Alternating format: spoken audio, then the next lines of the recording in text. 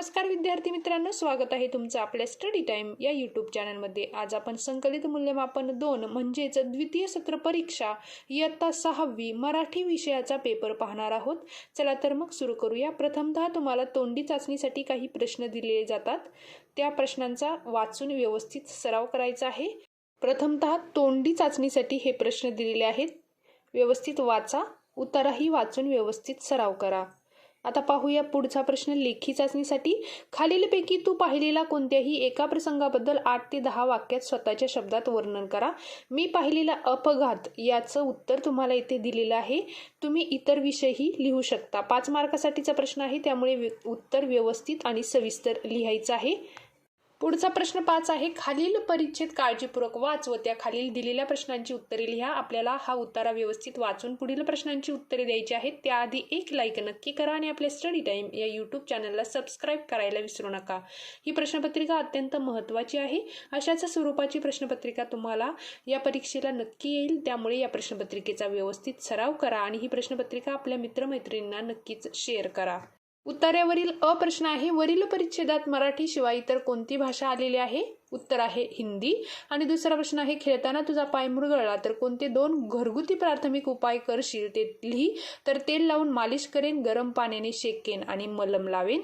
पुढचा प्रश्न पाहूया। दुखापतीवर घरगुती उपाय करून आराम मिळाला नाही तर काय केले पाहिजे ते लिही। डॉक्टरकडे दवाखान्यात गेले पाहिजे।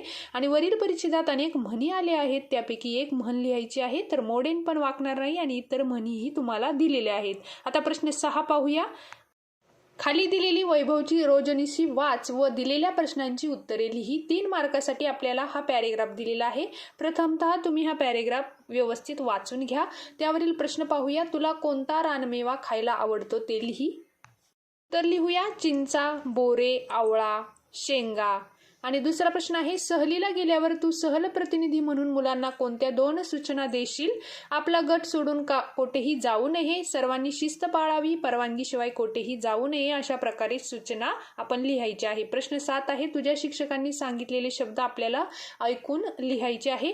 पुढे पाहूया प्रश्न 8। खालीलपैकी कोणतीही एक घटना किंवा प्रसंग आपल्याला थोडक्यात लिहायचा आहे। आता आपण पुढचा प्रश्न पाहूया। त्याआधी एक लाईक नक्की करा आणि आपल्या स्टडी टाइम या यूट्यूब चॅनलला सबस्क्राईब करायला विसरू नका, म्हणजे इतर विषयाच्या प्रश्नपत्रिकाही तुम्हाला पाहायला मिळतील। येथे सूचना फलक दिलेला आहे आणि त्यावरून आपल्याला खाली दिलेल्या प्रश्नांची उत्तरे द्यायची आहेत। चित्रकला स्पर्धेबाबत अधिक माहिती कोठे मिळणार आहे? तर मंडळाच्या अधिकृत संकेतस्थळावर येथे आपण त्याचा ईमेल लिहायचा आहे।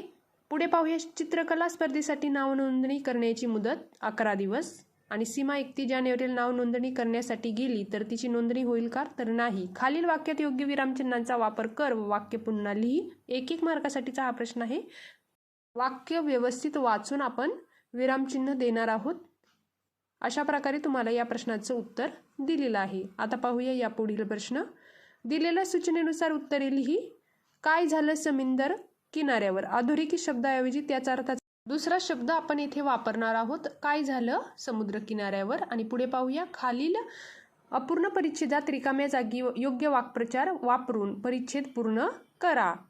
यामध्ये मैदान गाजवायचा पर्याय क्रमांक 1 हा बरोबर आहे।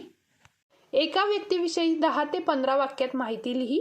येथे मी शेतकरी याविषयी माहिती दिलेली आहे। तुम्ही इतर व्यक्तींविषयी माहिती दिली तरी चालेल, पण या प्रश्नाचं उत्तर अगदी सविस्तर लिहायचं आहे। 5 मार्कांसाठीचा हा प्रश्न आहे, त्यामुळे या प्रश्नाचं उत्तर अतिशय सविस्तर आणि व्यवस्थित लिहा।